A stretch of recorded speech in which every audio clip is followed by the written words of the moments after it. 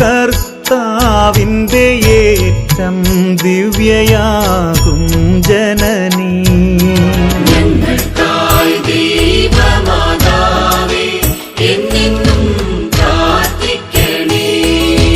കന്യകകുലത്തിനേറ്റം വന്ദനീയ മൗലിയേ.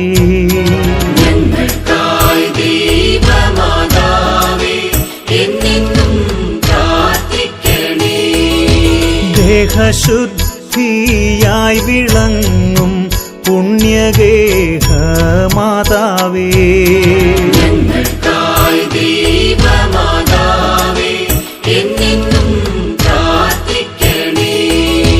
സൃഷ്ടിതാവിൻ അമ്മ നീയേ, ലോകത്തിൽ